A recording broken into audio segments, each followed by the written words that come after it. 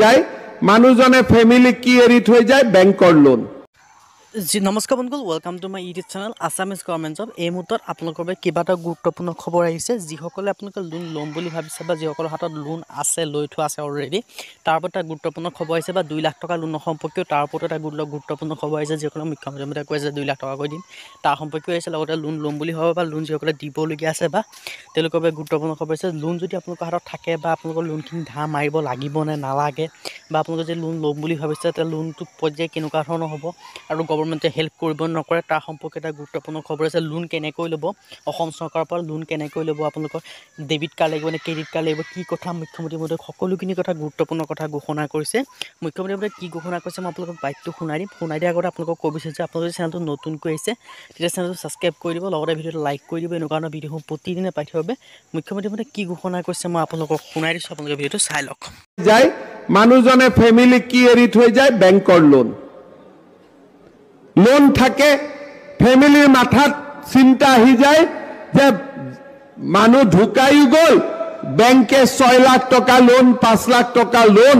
কি কৰে এখন লোনটা মাৰবে খোৱা বোৱাটো বাদেই দিয়ক আৰু উল্টা সমস্যা আহি হৈ গ'ল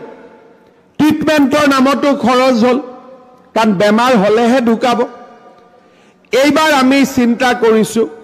যে আমাৰ ফ্যামিলি যাৰ ঘৰত ৰেশন কাৰ্ড আছে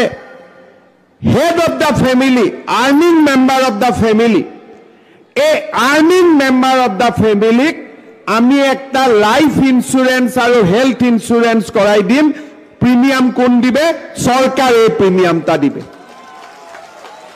ইন্স্যুরেন্সটা আপনারার হবে প্রিমিয়ামটা বছরের প্রিমিয়ামটা কোন দিবে সরকার দিবে এতিয়া আমাৰ মানুহজন যদি ভগৱানে নকৰক ঢুকাইও গ'ল একটা অন্তত প্ৰটেকশন থাকিব ইন্স্যুৰেন্সটো লৈ ইন্স্যুৰেন্স কোম্পানীৰ তাত গলে কিছু একটা টকা হলেও আজি আমি মানুহে পাব পাৰিম তাৰমানে একটা ৰেশন কাৰ্ড কিমান হল 5টা বাচ্চা হল নে নাই 5টা বেটা বেটি হল আৰু এবাৰ হিসাব কৰক ৰেশন কাৰ্ড হৈ গ'ল 5 কেজি চাউল ডাঙৰ বেটা আয়ুষ্মান ভাৰত 2 নম্বৰ বেটা মাজত বেটিও থাকিব তাৰ পিছত insurance scheme 3 number Arunodoi 4 number আৰু উজ্জ্বলা গেছ 5 নম্বৰ হল